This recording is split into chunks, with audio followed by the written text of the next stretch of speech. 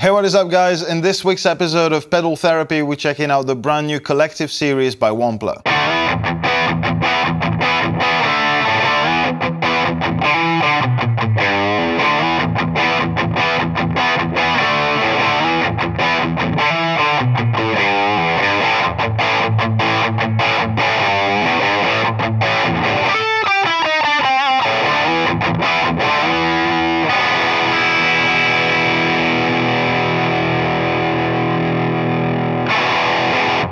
Hi guys, my name is Guillaume, this is Thomann's Guitars and Basses, and welcome to this week's episode of Pedal Therapy, the series where I plug pedals in and out and we film it, because why not? This is just what we do. And this week's episode is going to be focused on the Collective series by Wampler. At the time of filming, they just came out.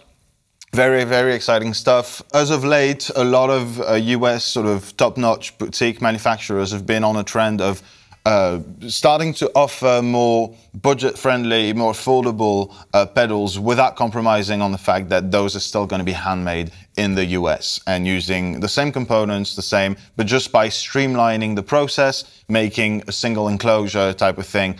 We've seen a few episodes ago that was the case with Catalan bread, and by doing so and by using the same enclosure and the same knob layout and all of that, they can save on costs pretty drastically and still be able to manufacture those pedals in the US. Same for the JHS 3 series, and now the case with the Collective series by Wampler. Today we'll have two pedals on the work case right there.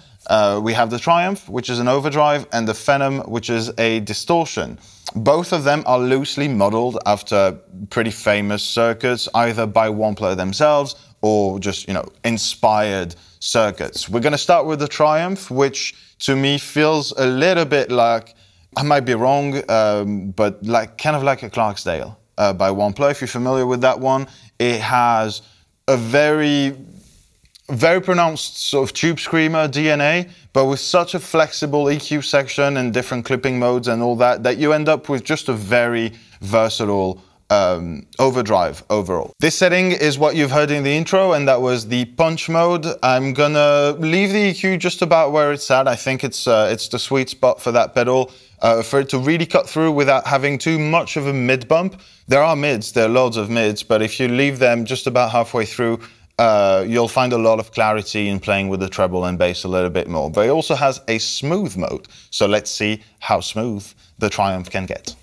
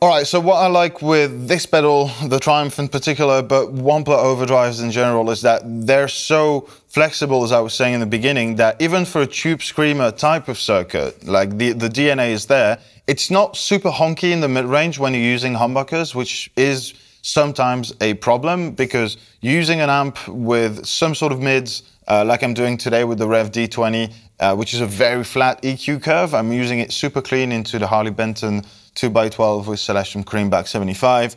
And when I was using the Les Paul, I thought, okay, there's mids in that amp, there's mids in those humbuckers, and we add more mids, like, isn't that going to be an issue? But because of the way the EQ works, and just the option of having a treble control on a Tube Screamer sort of platform is really, really useful. And the same EQ for the PRS and the Les Paul works really, really well to me. The most noticeable difference was just going to be the level of gain and the level, the general output of it, just by nature of those pickups. But really, really good overdrive. I like both the smooth and the, what is it? Hut, punch. Smooth and punch. Really, really both super enjoyable. Subtle differences, most notably in the clipping and just the sheer amount of it. But yeah, very, very versatile. I really like that one. Let's plug in the Phenom Distortion and see how that works out.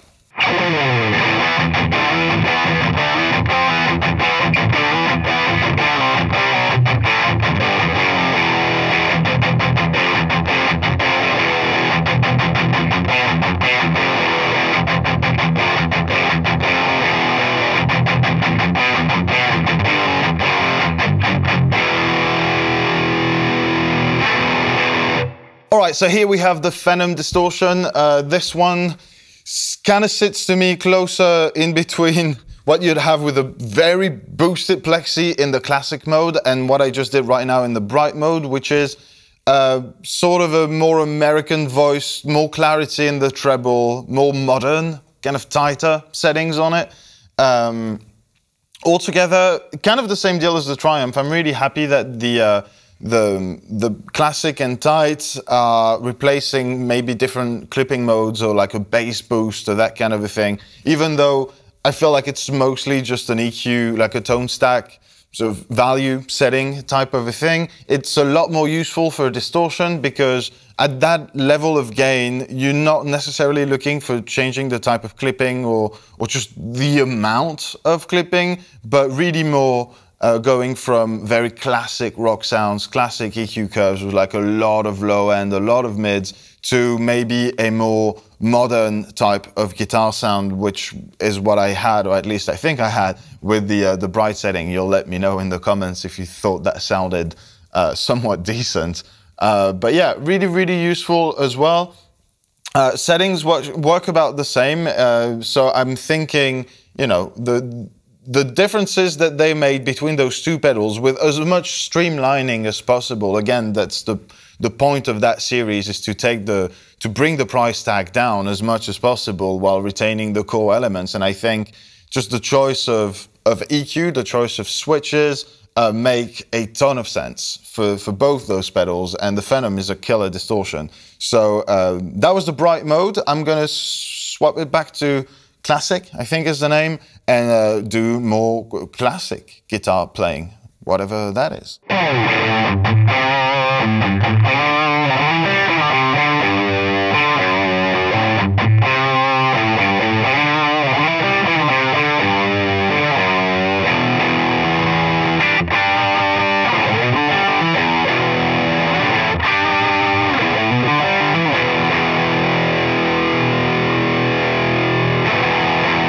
All right, so as I mentioned, to me, that bright classic switch is really, really useful, not necessarily to take the gain down, but really just to re-EQ the whole thing. The classic mode has a lot more low end, it's got a lot more low mids as well, not as much treble, obviously, it's less bright than the bright mode.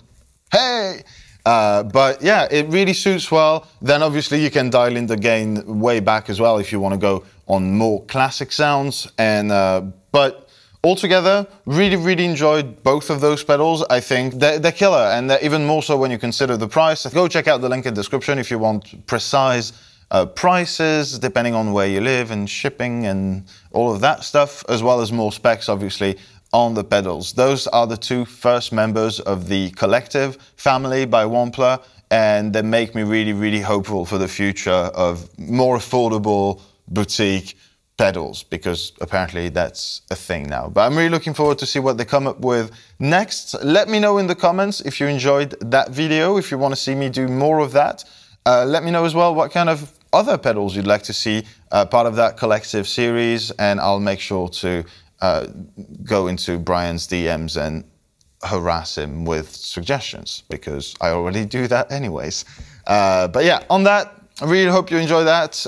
Please drop a like on that video if you did. Subscribe to the channel so you don't miss out on everything that's coming next. Take good care of yourselves, and I'll see you in the next one.